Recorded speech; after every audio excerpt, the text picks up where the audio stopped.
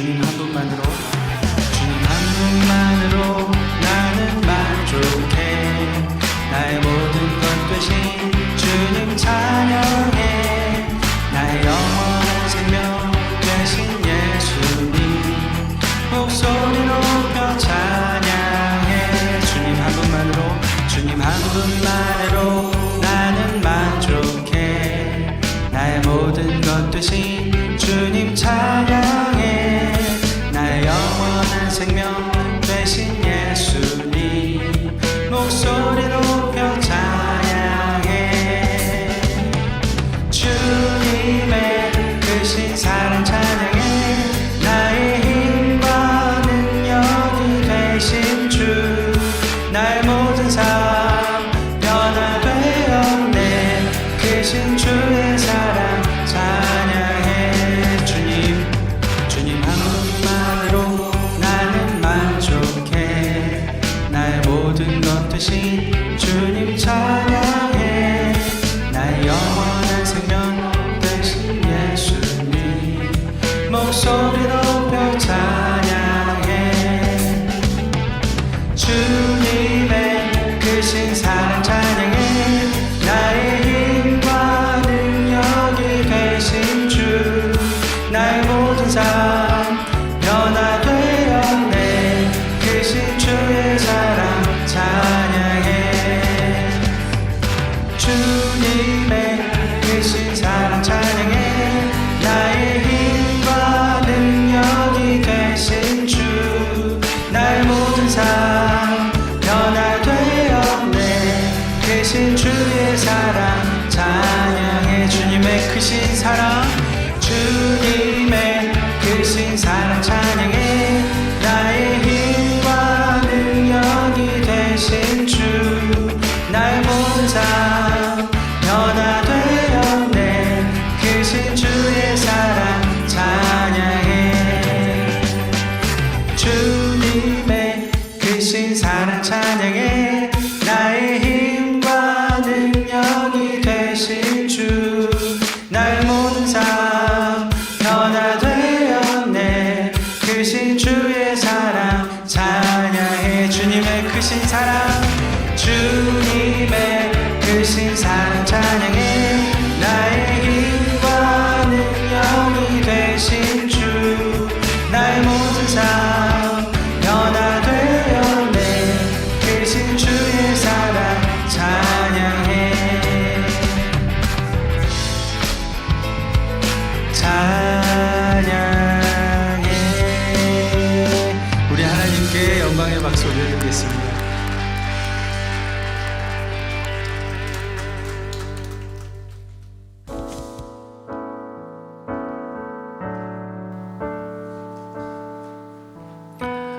오늘 이 예배 시간에 우리 주님께서 임재하여 주시기를 간절히 바랍니다. 하나님, 우리와 함께하여 주시옵소서. 주님, 우리를 불쌍히 여겨 주시옵소서.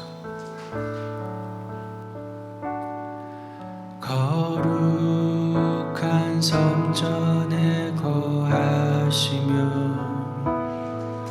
하늘 보좌에 계신 주, 주가 베푸신 모든 사랑 우리 찬양을 주님께. 오 아름다운 주의 영광, 승리의 함성 들리네.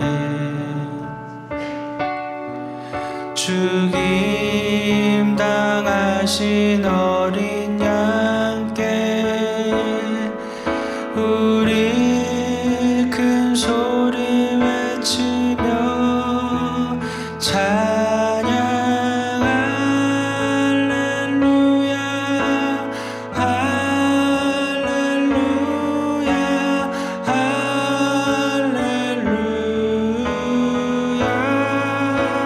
찬양 할렐루야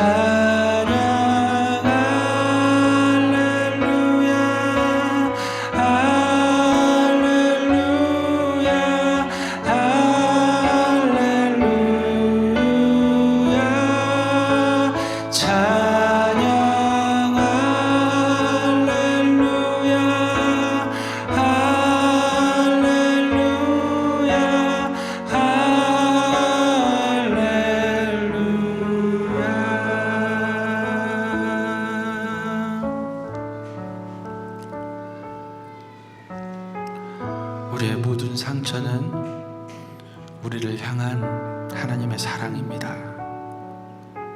그것을 믿는 것이 바로 믿음입니다. 주님, 우리를 인도하여 주시옵소서. 주님, 우리와 함께하여 주시옵소서. 주님 곁으로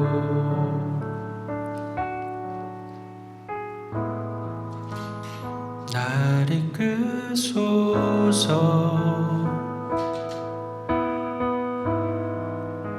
내 모든 것 다 드리며 주 음성 듣기 원하는 나의 참 소망, 나의 참 소망.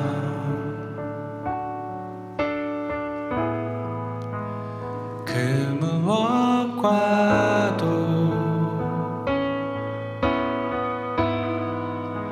바꿀 수 없는 주 사랑,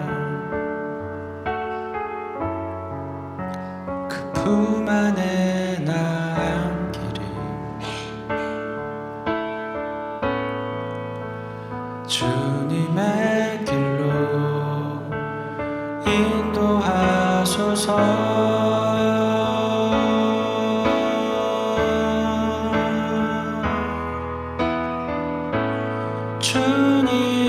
주님만이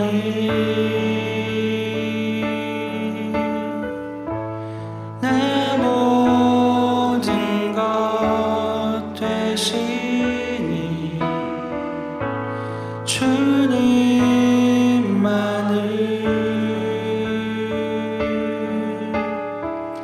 더 알게 하소서. 나의 참 소망, 나의 참 소망.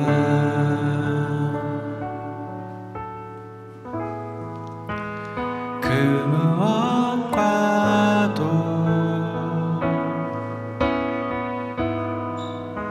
바꿀 수 없는 주 사랑, 그 품 안에 나 안기를 주님의 길로 인도하소서.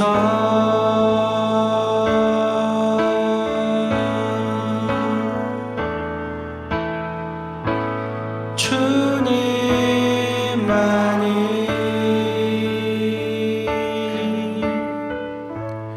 내 모든 것 되시니 주님만을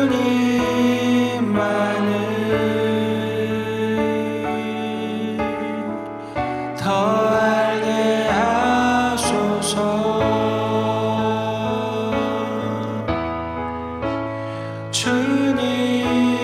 주님만이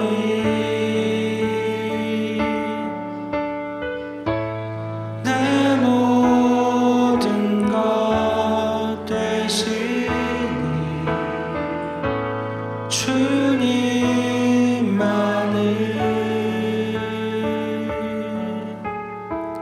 더 알게 하소서.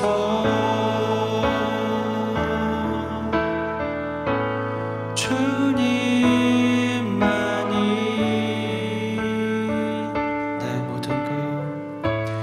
내 모든 것 되시니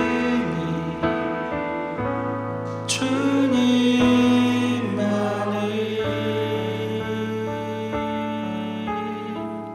더 알게 하소서. 주님만이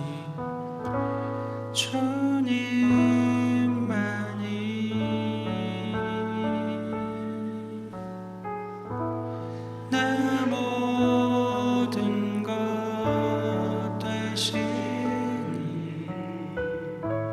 주님만을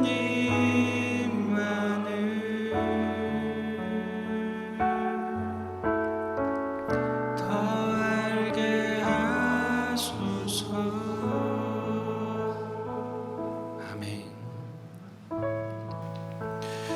주님을 더 알기 원합니다. 하나님의 말씀 볼 텐데요. 여러분 주보 보시면 말씀이 있습니다. 그러니까 마가복음을 좀 함께 볼 건데요. 마가복음 1장 1절에서 8절 말씀을 제가 읽어드리겠습니다. 여러분도 마음속으로 따라 읽으시면 좋겠습니다. 하나님의 아들 예수 그리스도의 복음의 시작이라. 선지자 이사야의 글에 보라, 내가 내 사자를 내 앞에 보내노니 그가 내 길을 준비하리라. 광야에 외치는 자의 소리가 있어 이르되 너희는 주의 길을 준비하라.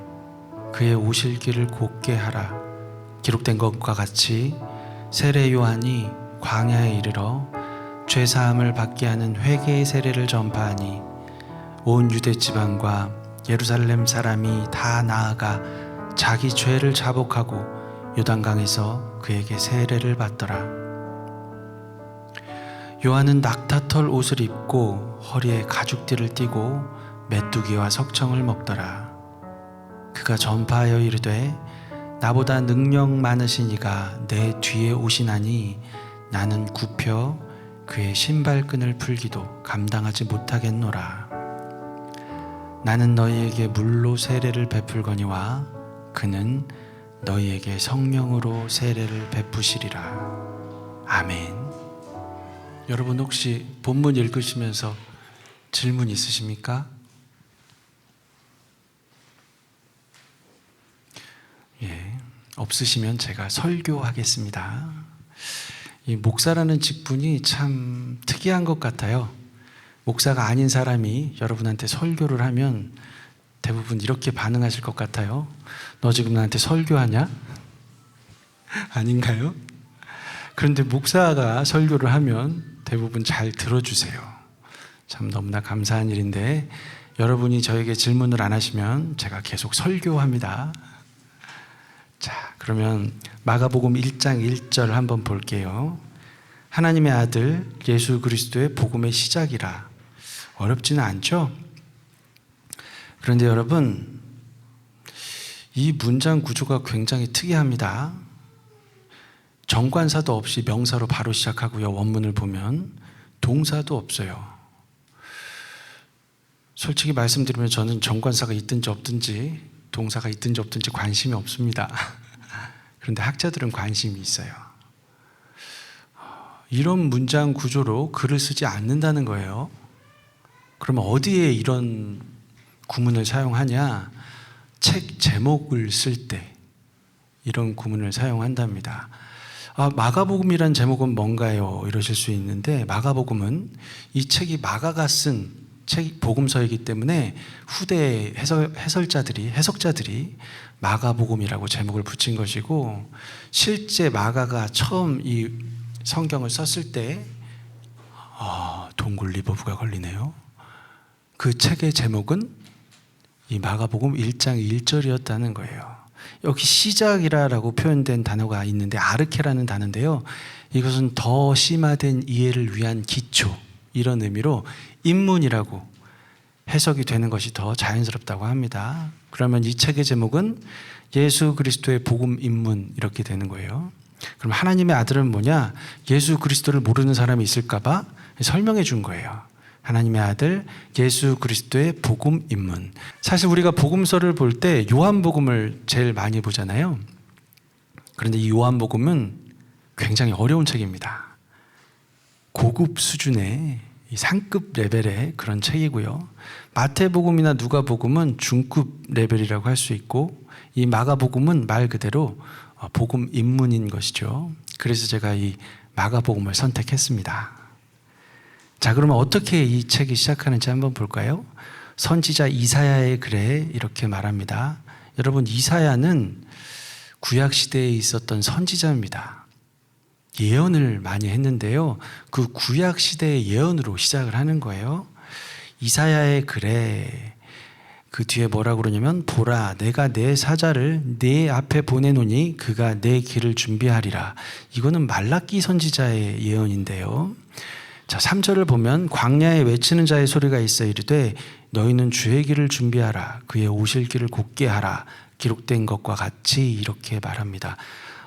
분명히 말라기와 이사야의 예언을 복합적으로 인용하고 있는데 마가는 선지자 이사야의 글에 이렇게 표현을 해요.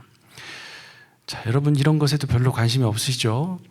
저도 그렇습니다만 이 당시에는 이렇게 복합 구문을 이용할 때 내가 중요하게 생각하는 선지자를 한 명만 이야기하고 이렇게 인용을 했다고 해요.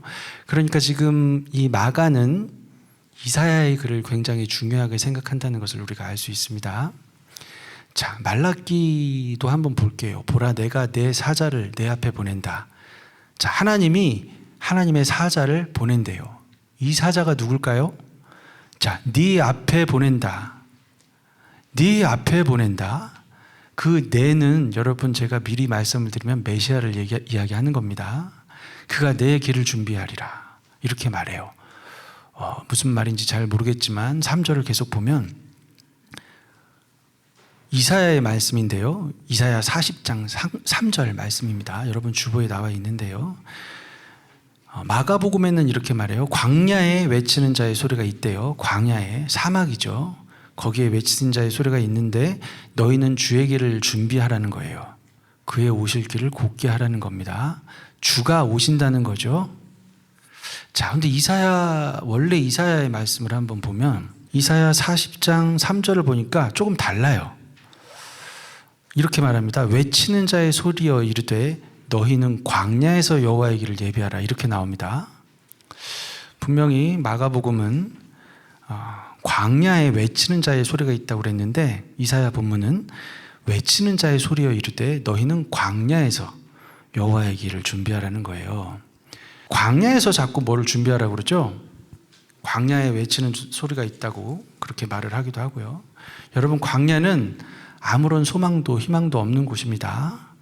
그런데 이사야를 강조하는 이유가 뭔가 봤더니 이 40장 3절 앞에 여러분 1, 2절도 한번 보면 좋을 것 같아요. 주보를 한번 보시면 있는데요. 너희는 하나님이 이르시되 너희의 하나님이 이르시되 너희는 위로하라. 내 백성을 위로하라. 이런 말을 하죠. 하나님이 내 백성을 위로하라고 합니다. 왜 그런가 봤더니 너희는 예루살렘의 마음에 닿도록 말하며 그것에게 외치라. 예루살렘에게 외치래요. 그 노역의 때가 끝났고 노역의 때에 힘든 때가 끝났고 그 죄악이 사함을 받았느니라. 이런 얘기를 하네요. 그의 모든 죄로 말미암아 여호와의 손에서 벌을 배나 받았느니라 할지니라 하시니라. 벌을 배나 받았다는 거예요. 너희들의 죄로 말미암아 벌을 받았고 노역의 때가 끝나서 그 죄악이 사함을 받았답니다. 이게 무슨 말일까요? 이스라엘 백성이 하도 죄를 져서 하나님의 이 한계점에 도달해가지고 벌을 내리신 거예요. 이스라엘이 망해버립니다. 그리고 이스라엘 백성들을 바벨론 포로로 잡혀가게 하세요. 하나님은 분명히 이스라엘은 망하지 않을 거다 하셨는데 너무 말을 안 들으니까 이렇게 포로로 보내버린 거예요. 그래서 가짜 선지자들이 우리는 1, 2년이면 돌아온다 이런 거짓 예언을 했는데 정말로 하나님의 종들은 70년 동안 노예 생활을 할 거라고 했거든요. 그래서 정말로 70년이나 노예 생활을 합니다. 그리고 나서 70년이 되니까 정말로 포로 회복이 되는데 그들의 군사력이 강해진 것도 아니고 정말로 하나님의 전능하심으로 이렇게 얘기하면 여러분 생각나는 게 있죠. 출애굽, 애굽의 종살이를 하다가 모세가 이 민족들을 데리고 애굽을 나오죠. 우리는 그것을 출애굽이라고 하는데 바벨론 포로에서도 그렇게 하나님이 다시 돌려보내는 거예요. 그래서 포로 회복이 되는 겁니다. 그 포로 회복이 되려면 바벨론에서 나와야 되죠. 나오면 기다리는 것은 무엇이냐? 광야예요. 그러니까 포로 생활을 다 마치고 하나님이 벌을 내렸는데 그 벌을 다 받고 이제 하나님이 복을 주신다. 구원해 주신다. 은혜를 베푸셔서 다시 본향으로 돌려보내는데 나와보니까 어디예요? 광야예요. 아무것도 없는 광야, 사막에 펼쳐지는 거죠. 여러분 혹시 여러분도 아무 소망도 희망도 없는 그런 광야에 있다고 생각하시는 분들 계십니까? 혹시 여러분이 광야에 있다면 하나님을 만날 때가 된 것일지도 몰라요. 그런데 여러분이 광야로 나오면 그분이 오기 전에 하나님의 사자가 먼저 여러분에게 외친다는 거예요. 그럼 뭘 외칠까요? 한번 볼까요? 이사야 40장 4절을 보니까 이 외치는 자의 소리가 뭐라고 말하냐면요, 이렇게 말합니다. 하나님의 대로를 평탄하게 하라 해놓고 골짜기마다 도두어지며 산마다 언덕마다 낮아지며 고르지 아니한 곳이 평탄하게 되며 험한 곳이 평지가 될 것이요. 여러분, 이게 무슨 말이냐면 골짜기를 도둔다는 거예요. 여러분, 땅 밑으로 쑥 꺼진 골짜기, 땅 밑으로 쑥 꺼진 골짜기를 북돋아서 위로 올린다는 거예요. 여러분이 만약에 지금 광야에서 야, 나는 내가 봐도 나는 아니야, 나 같은 게 무슨, 살아서 못하지? 난 내가 생각해도 진짜 내가 싫어, 이런 생각을 하고 있다면 정신 똑바로 차려. 그거 아니야. 너 그런 존재 아니야. 너 존귀한 존재야. 하나님의 사랑받는 존재야. 네가 얼마나 소중한 존재인지 너 알아야 돼. 정신 차려. 이런 말을 한다는 거예요, 하나님의 사자가. 자, 그 뒤로 보니까 산마다 언덕마다 낮아지면 또 이런 말 하네요. 산, 권세가 높은 사람들, 탁월한 사람들, 능력 있는 사람들, 이 사람들이 마음이 높아져 있겠죠. 야, 역시 나는 대단해. 와, 나의 능력을 보라. 이렇게 탁월하고 능력 있는, 얼굴까지 잘생겼어 나는. 자, 이런 사람들한테 하나님의 사자가 얘기하는 거예요. 너 정신 차려. 너 마음 낮춰. 너 큰일 난다. 너 조심해. 너 그렇게 탁월하고 뛰어난 거 너 스스로에게서 나온 능력 아니야. 정신 차려. 이렇게 한다는 거예요. 만약에 이 사람이 마음을 낮추지 않으면 이 하나님의 사자가 그냥 밟아버린다는 거예요. 산들을 납작해지게. 이런 일을 한다는 겁니다, 하나님의 종이. 자, 이 말씀을 오늘 그 말라기에도 똑같은 얘기를 해요. 자, 말라기 3장 1절을 보면 아까 우리가 읽었죠. 만군의 여호와가 이르노라, 보라 내가 내 사자를 보내리니 그가 내 앞에서 길을 준비한대요. 똑같은 말이죠. 또 너희가 구하는 바 주가 갑자기 그의 성전에 임하시리니, 이 주가 메시아입니다. 곧 너희가 사모하는 바 언약의 사자가 임하실 것이라. 자, 제가 메시아 하는데 여기 언약의 사자라고 표현되어 있죠. 그러니까 두 사자가 오는데 언약의 사자가 오기 전에 하나님의 사자가 와요.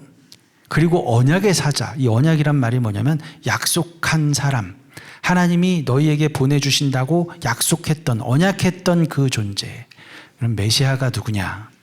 여러분, 하나님이 세상을 창조하시고 인간을 창조하셨는데 너무 아름다웠어요. 정말로 아름다웠어요.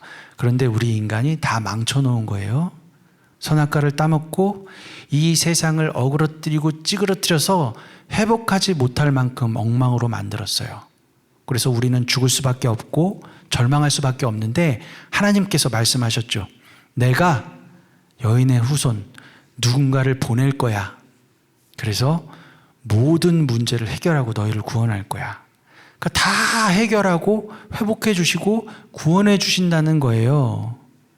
그런 존재가 메시아, 히브리어로 메시아, 헬라어로 그리스도, 기름 부음 받은 자, 이런 이야기입니다. 기름 부음 받은 자는 하나님께서 선택하신 사람, 하나님이 보내주시겠다고 약속한 사람, 뭐 이런 의미가 될 것 같아요. 자, 조금씩 이해가 되죠? 하나님이 약속해 주신 그 사람이 오기 전에, 누군가가 오기 전에 하나님의 사자가 있는데 그가 하는 일, 말라기 4장에서 6절을 보면 이렇게 표현합니다. 4장 5절에서 6절을 보니까 보라 여호와의 크고 두려운 날에 이르기 전에 이런 말을 해요. 크고 두려운 날. 메시아가 이 땅에 오면 장난 아니야. 큰일 났어. 심판이 일어난다. 이렇게 믿은 거예요, 사람들은. 왜 그래요? 하나님이 이 땅에 와서 모든 문제를 해결하려면 나쁜 놈들 싹 쓸어버릴 거야. 심판을 행하실 거야. 그리고 착한 사람들, 그들이 정말 영화롭게 완벽하고 아름다운 세상에 살도록 해주실 거야. 이런 생각을 하고 있었어요. 자, 여호와의 크고 두려운 날, 그분이 오시는 그날, 그 날이 이르기 전에 내가 선지자 엘리야를 너희에게 보내리니. 자, 엘리야는 누굴까요? 이게 그 약속된 메시아가 오기 전에 선지자를 엘리야라고 표현하는 거예요. 여러분, 이 엘리야는 장난 아닙니다. 하늘에서 막 불을 내려요. 막 적군들이 오면 막 불을 내려서 다 죽입니다. 우상 숭배자 450명을 막 혼자 목을 다 쳤어요. 강한 용사입니다. 그 엘리야를 보내주신다는 거예요, 하나님이. 자, 근데 그가 와서 무슨 일을 하느냐? 여러분 한번 보세요. 그가 아버지의 마음을 자녀에게로 돌이키게 하고 자녀들의 마음을 그들의 아버지에게로 돌이키게 하리라. 돌이키지 아니하면 두렵건대 내가 와서 저주로 그 땅을 칠까 하노라 하시니라. 여러분, 무슨 일을 해요? 아버지의 마음을 자녀에게로, 자녀의 마음을 아버지에게로. 이게 뭐예요? 너 그렇게 못난 존재 아니야. 너 그러지 마. 너 아름다워. 존귀해. 너 잘난 척하지 마. 너 까불지 마. 여러분, 이렇게 하는 것이 자녀의 마음을 아버지에게로, 아버지의 마음을 자녀에게로 돌리게 하는 거라는 거예요. 그럼 오늘 마가복음은 뭐라고 하는지 볼까요? 자, 그가 왔어요 외치는 자의 소리가 세례 요한인데, 그 세례 요한이 광야에 이르러 죄사함을 받게 하는 회개의 세례를 전파한대요. 자, 너 아름다운 존재야. 너 잘난 척하지 마. 너의 마음을 하나님께로 돌려야 돼. 이 모든 것들을 어떻게 한마디로 요약하냐? 회개해. 너 회개해야 돼. 회개의 세례를 받아. 이런 얘기를 하는 거예요. 이게 여호와께서 오시는 길을 예비하는 것이랍니다. 여러분, 회개하래요. 여러분이 뭘 잘못됐다는 거예요. 여러분이 죄인이라는 거예요. 자, 교회를 다니시는 분들은 뭐 다들 비슷한 생각을 하시거든요. 우리는 죄인이다. 나는 죄인이다. 이런 생각을 하는데, 교회를 나오지 않는 분들, 제가 그토록 간절히 원하는 여러분들은 아마 조금 이해가 안 가실 수도 있을 것 같아요. 왜 내가 죄인이지?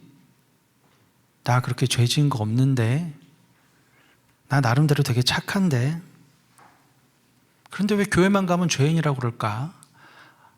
왜 불쌍히 여겨달라고 그러는 거야? 나 불쌍하지 않아. 왜 사람을 비참하게 만들려고 해 자꾸? 여러분, 이런 생각할 수도 있어요. 교회를 안 나오시는 분들이 교회를 안 나오는 이유가 사실은 비슷비슷합니다. 왜냐면요, 나 남에게 해 끼치지 않아. 나 그냥 사람들하고 사이좋게 지내. 누가 나한테 해코지 해도 그냥 그 사람 안 보면 되잖아. 나 그 사람한테 복수 같은 거 안 해. 그냥 안 만나.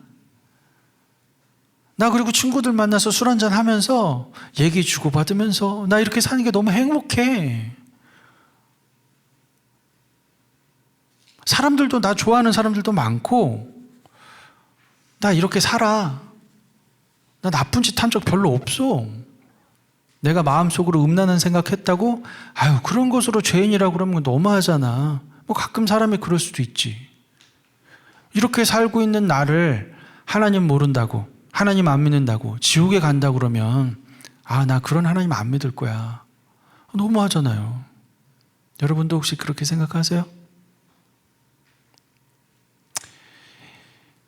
이런 생각하는 거 이해할 수 있죠. 공감할 수 있죠. 맞아요. 우리가 생각할 때는 그런 생각이 어쩌면 맞아요. 그런데 여러분, 이것은 죄라는 것이 무엇인지를 너무나 모르는 거예요. 너무나 모르는 거예요. 여러분, 죄는 뭐 물건을 훔치고 누구를 때리고 그 아주 흉악 범죄를 저지르고 우리는 이런 생각을 해요. 그런데 여러분, 그런 것은 죄인에게 나타나는 현상이에요. 나는 그런 현상 안 나타나는데, 당연하죠. 너는 좋은 환경에서 자랐으니 뭘 훔칠 이유가 뭐가 있어요. 엄마 아빠 사랑 그렇게 많이 받고 부유한 집안에서 자랐는데 남들 때릴 이유가 뭐가 있어요? 착한 게 당연하지. 나에게서 죄인의 어떤 현상이 없다고 해서 내가 죄인이 아닐까요? 여러분, 우리는 죄라는 게 뭔지 알아야 돼요. 죄라는 건 이런 거예요. 여러분이 풀이야. 아주 예쁜 풀. 그런데 여러분이 그 풀을 코터칼로 뿌리 위를 쑥 잘랐어요. 뿌리로부터 끊어진 거예요. 이게 죄예요. 여러분, 이게 죄예요. 뿌리에서 끊어졌다고요? 나는 잘 살아있는데, 맞아요. 풀도 잘랐다고 해서 금방 시들어서 죽지 않아요. 살아있어요. 우리가 그렇게 살아있는 거예요. 나 괜찮아. 하나님 없어도 잘 살아. 여러분, 우리는 이미 죽어 있는 거예요. 생명의 근원으로부터 끊어져 있으면, 다르게 표현할게요. 아름다움의 근원으로부터 끊어져 있으면 우리는 지금 아름다워도요, 우리는 결국 썩어서 문드러져요.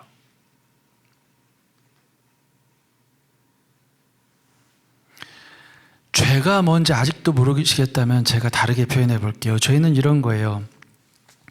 나 나름 이 정도면 괜찮아. 성격도 좋고 선한 일도 많이 한다? 나 나름 아름다워. 그런데 여러분, 그 아름다움의 이유가, 그 아름다움의 원인이 나 자신에게 있다고 믿는 그것이 너무나 악이에요. 그것이 악함이에요. 나 스스로에게서 어떤 선한 것이 나올 수 있다. 나 스스로에게서 어떤 아름다운 것이 나올 수 있다. 하나님 아니어도, 생명의 근원이 아니어도, 아름다움의 근원이 없이도 나는 스스로 아름다울 수 있다. 이게 악마의 마음이에요. 여러분, 악의 근원에 대한 얘기를 하면 학자들도 말을 못해요. 근데 저는 학자가 아니라서 편안하게 얘기할게요. 악의 근원이 바로 이런 거예요. 하나님 없이 내가 아름다울 수 있다. 근데 그렇게 안 된다는 걸 알게 되면 견딜 수가 없는 거예요. 그래서 악한 일을 하게 되는 거예요. 가만두지 않을 거야, 다. 내가 아름답지 않다고? 이렇게 시작하는 게 악마의 탄생이에요.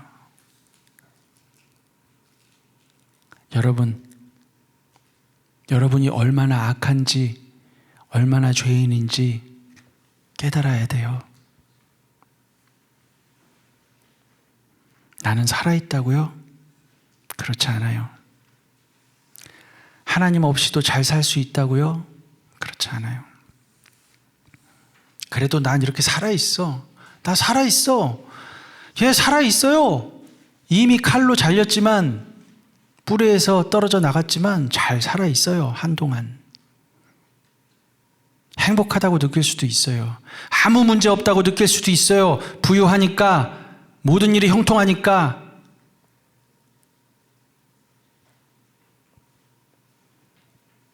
여러분, 우리가 생각하는 것이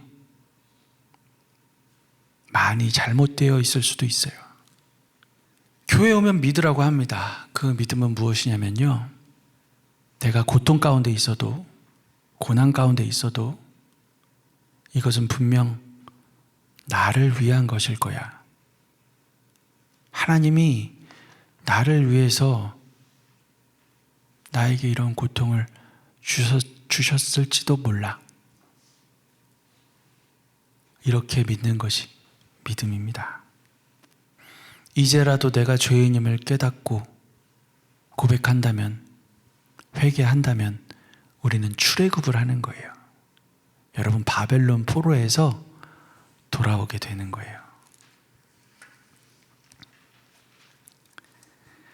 하나님 자녀로서의 삶이 시작되는 겁니다. 그 하나님 자녀로서의 삶은 막 낙원이 있는 것이 아니라 광야가 시작되는 거예요. 자, 요한이 사람들에게 물로 세례를 베풉니다. 죄를 회개하라고 그러면서 물로 세례를 베풀어요. 당시에는 사람을 물에다 이렇게 담갔다가 건져 올립니다. 그래서 우리는 이 세례가 죄를 씻어준다라는 어떤 정결 의식처럼 생각하기가 쉬워요. 그런데 여러분, 죄는 결코 물로 씻을 수 없습니다. 그것을 성경은 끊임없이 강조해요. 오직 피로만 씻을 수 있다고 그렇게 오랫동안 얘기합니다. 여러분, 성경을 읽다가 레위기에서 다들 포기하거든요. 계속 짐승만 잡아 죽여요. 피가 없이는 용서함을 받지 못한다는 거예요. 그런데 당시의 사람들은 이 제사의 의미를 잃어버렸어요. 형식으로만 예배를 드렸죠. 여러분, 왜 짐승을 죽였을까요? 여러분, 그냥 아무 짐승이나 내가 죽이는 게 아니에요. 당시에는 내가 기르던 짐승, 그리고 그 기르던 짐승들 중에서 아무 짐승이나가 아니에요. 내가 가장 사랑하는 짐승을 가져와야 돼요. 가장 어리고 예쁘고 흠없고 내가 가장 아끼는 양이라면 양. 제사장이 죽이는 게 아니에요. 제사 드리는 사람이 그 양을 칼로 찔러 죽여야 돼요. 여러분, 그 마음이 어떻겠어요? 우리의 죄의 문제가 그만큼 심각하다는 걸 제사를 드리면서 우리가 느껴야 하는데, 그게 아니라 그냥 짐승만 죽이면 된다. 도살장에서 짐승을 죽이는 것처럼 그렇게 죽였던 거예요. 그런 상황에서 요한이 피 없는 세례를 준다, 그것도 물로 세례를 준다, 이것은 굉장히 이상한 일이었습니다. 이 물세례는 단순한 의식이 아니었던 거예요. 새 시대를 알리는 아주 중요한 의미를 갖고 있는 것이었죠. 그렇다면 물세례의 의미는 뭘까요? 물은 무엇을 의미할까요? 물은 심판의 상징이에요. 죽음을 상징하는 거예요. 고난을 뜻합니다. 여러분, 인간이 하나님 없이 얼마든지 행복할 수 있다고 믿었을 때 하나님이 홍수로 사람들을 심판하셨죠. 노아의 가족들 제외하고는 다 죽었어요. 노아의 가족들 제외하고는 다 죽었습니다. 여러분, 정말 무서운 거예요. 심판과 죽음. 그래서 세례는 무엇을 죽여야 하냐면 나의 자아를 죽이는 겁니다. 세상의 가치관을 죽이는 거예요. 그렇게 죽이는 행위이죠. 내 자아를 죽인다는 게 무슨 말이냐면, 내 생각은 틀리고 하나님의 생각이 옳다는, 그것을 인정하는 믿음의 결단이에요. 자, 이제까지 이 세상이 옳다고 말하는 바를 믿으며 살아왔는데, 지금부터는 그 가치관을 다 버리고 죽이는 것, 그게 세례입니다. 내 안에 일어나는 내면의 어떤 변화, 그것을 외적으로 선포하는 표지, 좀 어려운 말인데요, 그것이 세례입니다. 그런데 여러분, 생각해 보세요. 어떤 사람이 내가 틀렸다 얘기합니까? 어떤 사람이 내가 죄인이라고 인정합니까? 그렇게 하지 않죠? 그런데 세례 요한이 지금 와서 회개하라고 그랬더니 수많은 사람들이 와서 이 물세례를 받는 거예요. 내가 틀렸다, 내가 죄인이다라는 사람이 구름대처럼 몰려오는 겁니다. 여러분, 이것이 기적이에요. 여러분, 이것이 기적입니다. 하나님의 종이 나타나면 이런 일이 일어난다는 거예요. 그리고 6절 보면 그래요. 이제 세례 요한 복장에 대해서 나오는데 엘리야를 연상시키는 겁니다. 아까 말했죠, 제가? 엘리야가 올 거라고 예언이 되어 있던 그 열왕기하 1장 8절 보면요, 그들이 그에게 대답하되 그는 털이 많은 사람인데 허리에 가죽띠를 띠었더이다 하니 왕이 이르되 그는 디셉 사람 엘리야로다. 엘리야는 캐릭터가 선명했던 사람이에요. 지금 세례 요한이 엘리야의 모습처럼 그렇게 세례를 주고 있는 겁니다. 자, 7절 보면 사자 요한이 이제 메시아와 자신을 비교하면서 이런 말을 하죠.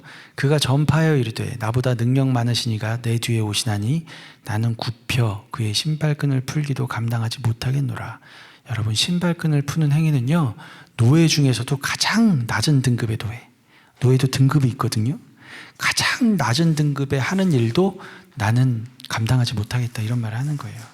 그만큼 메시아가 위대한 분이라는 거죠. 그분은 성령으로 세례를 베푼다고 합니다. 자, 세례 요한은 물로 세례를 베푸는데 하나님은 성령으로 세례를 베푼다. 자, 성령으로 세례를 베푸는 일은 새 출애굽 때 발생하는 일이에요.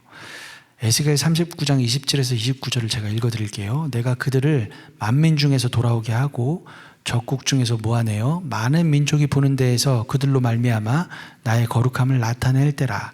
전에는 내가 그들이 사로잡혀 여러 나라에 이르게 하였거니와 후에는 내가 그들을 모아 고국 땅으로 돌아오게 하고 그 한 사람도 이방에 남기지 아니하리니 그들이 내가 여호와 자기들의 하나님인 줄을 알리라.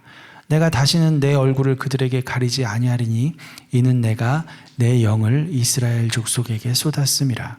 주 여호와의 말씀이니라. 세례 요한 뒤에 한 분이 오시는데 그분은 새 출애굽을 행할 것이다. 그리고 그분은 성령을 우리에게 주실 것이다. 이스라엘을 회복하실 것이다. 이런 말씀을 하고 있는 겁니다. 자, 영상으로 예배를 드리는 분들도 있을 텐데요. 나는 질문하고 싶다 하시는 분들 계시면 나오십시오. 기다리고 있겠습니다. 자, 여기 계신 분들도 나 평소에 이런 거 궁금했다. 혹시 그런 것 없으세요? 예, 좀 가져다 주세요. 아우, 먼저 드리고 싶은 용기 말씀이 내주신 분, 예, 저기 하여간 물로 세례를 하든 성령으로 세례를 하든 세례란 말이 있잖아요. 예, 예. 제가 이 뜻을 정확히는 잘 모르겠지만 이 구절 뜻을 모르겠지만 쉽게 말하면 이게 구원을 받는다 이런 의미로 생각해도 될까요? 이게 세례의 의미를? 세례가 곧 구원이다라고 말하기는 어려워요. 예, 제가 그것 때문에 지금 묻는 겁니다. 예, 그러니까 그건 다 누구나 알겠는데 여기서 그럼 저 첫 번째 질문은 제가 이제 잘못했는데 제가 근데 이 문장이 왜 이런 말을 하면 이 문장이 꼭 보면은 마치 성령에 의해서 구원을 받는다는 의미로 해석해야지 이게 더 우리 마음에 올 것 같아요. 세례라 그러는 것은 단지 구원을 받는 어떤 선포라 그러나 그렇게 해도 되겠죠? 예. 구원의 상징, 선포, 어떤 그런 의미잖아요. 예, 예. 구원의 본질적인 요소는 아니잖아요, 그죠? 예, 질문과 대답을 같이 해주고 계신 것 같은데. 그러니까 저 확인도 하고 제가 질문도 하고 의견을 나누려고 그러는 거예요. 제가 조금만 다른 관점으로 얘기해 드릴게요. 우리가 구원받기 위해서는 우리는 죽어야 되는 거예요. 여러분, 죽어야 되는 겁니다.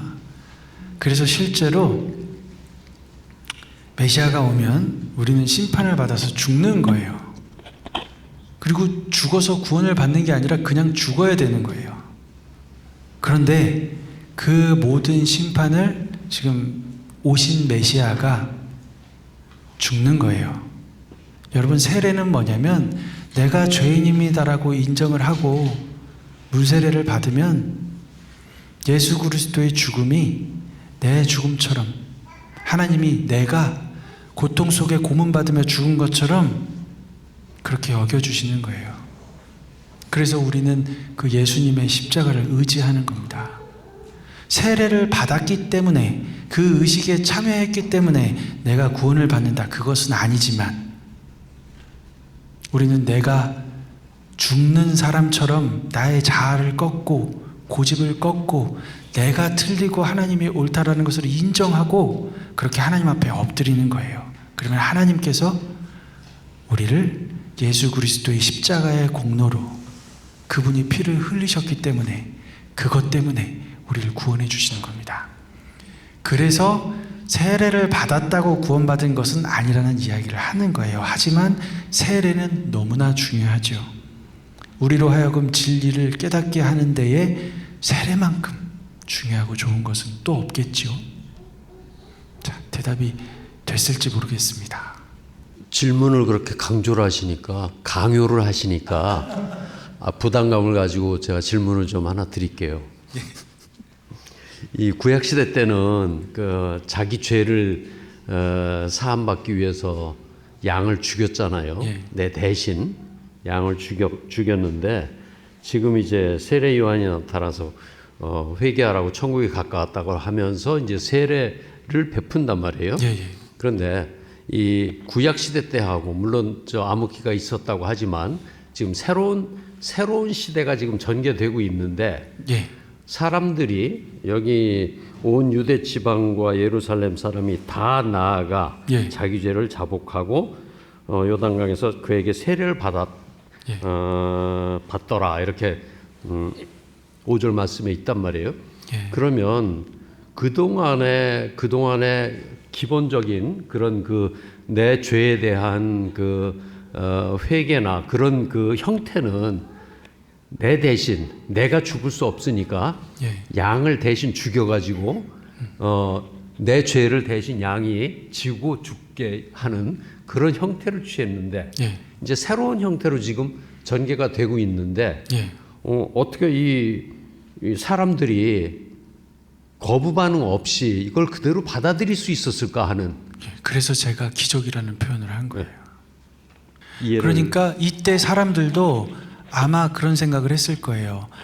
과거에 내가 사랑하는 짐승을 죽이면서 정말 얼마나 가슴이 아팠겠어요. 근데 그런 게 다 사라져버리고 정말 잔인함만 남아서 짐승들을 죽이는 그런 제사를 드리면서 그 사람들이 얼마나 공허했을까요? 아니 이렇게 내가 잔인해지면 죄 용서를 받는다고? 짐승만 죽이면 죄 용서를 받는다고? 내가 나의 사랑하는 그 어린 양을 죽이면서 느끼는 어떤 처참함은 다 사라져 버렸으니까 사람들도 느끼는 거예요. 이게 무슨 죄 용서야? 피냄새만 나는데. 이렇게 느끼고 고민하던 그때에 세례를 받으라 하니까 몰려나갔지 않았을까? 그러니까 사실 이 사람들은 어찌 보면 성경에 맞서는 사람들처럼 보였을지도 몰라요. 하나님의 말씀에 맞서는 이상한 사람들처럼 보였을지 몰라요. 그런데 이 모든 것이 하나님의 계획 안에 있었고 그런 피제사가 없느냐? 아닌 거예요. 가장 존귀한 분이 제물이 돼서 피를 흘리실 것을 몰랐던 거죠.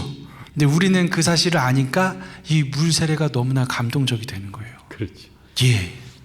지금 이제 우리 같은 경우는 예. 그 뒤에 전개되는 것까지 다 알기 때문에 예, 예. 이해를 할 수 있었는데 이 당시에는 예. 어찌 보면은 굉장히 쉬운 방법 아니에요. 예, 맞습니다. 굉장히 쉬운 방법. 예. 어떻게 사람들이 그냥 그걸 받아들일 수 있었을까? 정말 지금 기적이- 장로님께서 말씀해 주신 이런 문제는요. 지금 우리 교회, 지금 이 한국 교회에도 적용될 수 있어요. 정말로 하나님의 뜻대로 무언가를 하려고 할 때 교회는 반대할 수 있습니다. 교회는 이해하지 못할 수가 있어요. 왜 그러냐면 교회에서 만들어 놓은 틀들이 너무 견고하기 때문에 그래요. 그런데 냉정하고 솔직해져 보고 싶어요. 정말 냉정하고 솔직하게 따지면 우리가 만들어 놓은 틀들의 대부분은 성경에 근거하지 않아요. 멋있어 보이는 거예요. 어떤 구호를 외쳤을 때 믿음이 있어 보여, 신실해 보여. 대부분 그런 구호를 외치고 있어요. 그리고 그런 것들을 받아들이지 않는 구도자들, 교회를 다니지 않는 사람들은 이 틀에 들어오지 않는다고 외면해요. 저는 그게 너무 안타까운 거예요. 그런데 여러분, 정말로 하나님의 뜻대로 하는 그런 어떤 예배나 삶은요, 너무나 급진적이에요. 이 당시에도 급진적이었고 성경을 공부하는 사람으로서 제가 봤을 때는 지금 우리가 보기에도 급진적이에요. 너무나 급진적이에요. 그리고 제가 한마디만 할게요. 교회는 그런 얘기를 해요. 가장 느리게 걷는 뒤에 있는 사람을 따라서 보폭을 맞춰야 한다. 그런데 여러분, 교회에는 걷지 않겠다는 사람이 반드시 있습니다. 반드시 있어요. 가장 뒤에 있는 사람을 따라가겠다는 것은 나는 걷지 않겠다는 거예요. 나는 앞으로 나아가지 않겠다는 뜻입니다. 그런데 우리는 그것을 모르고 사실 멋있어 보이잖아요. 사람을 배려한다. 가장 느리게 가는 사람을 따라간다. 하지만 가장 뒤에서는 난 결코 변하지 않을 거야. 여러분, 그 고집 어느 누구도 꺾지 못합니다. 그래서 제가 개척을 하는 거예요. 틀을 깨버리고 싶어서. 누군가는 이 틀을 깨뜨리고 교회를 떠나 있는 하나님의 아들, 딸들을 불러 모아야 한다고 생각합니다. 강한 용사 교회를 개척하시잖아요. 예. 네, 그게 그 강한 용사 그 찬양으로부터 지금 시작됐는데 이 강한 용사 교회가 설립이 되면 이 강한 용사라는 그 찬양이 어떤 역할을 할지 궁금해요. 저도 궁금합니다. 제가 지난번에 수요일 날인가요? 원키로 한번 불렀잖아요. 저 다시 한번 삶과 죽음의 경계를 갔다 온 그런 느낌이 들더라고요. 제가 기도하고 마무리하려고 하는데요. 여러분 마음속으로 아버지를 한번 불러보십시오. 아버지, 우리 아버지,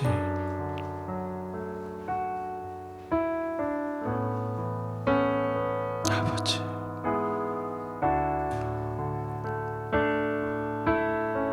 아버지의 이름만 부르셔도 됩니다.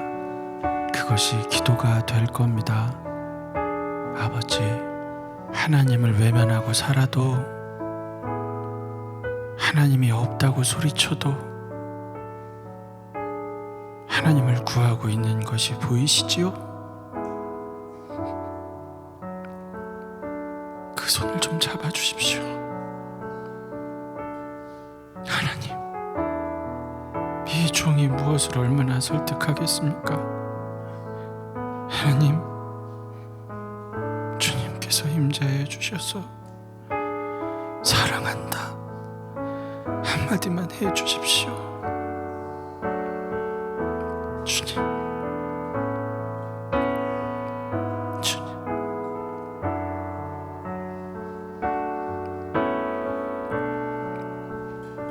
아버지,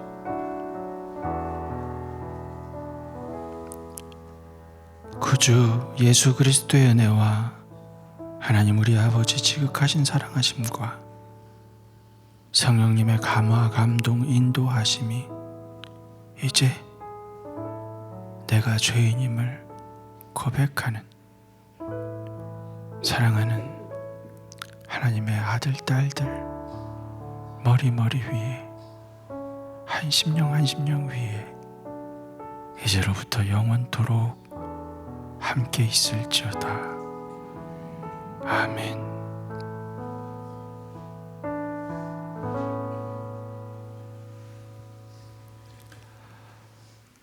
감사합니다, 여러분. 우리 하나님께 영광의 박수 올려드리겠습니다.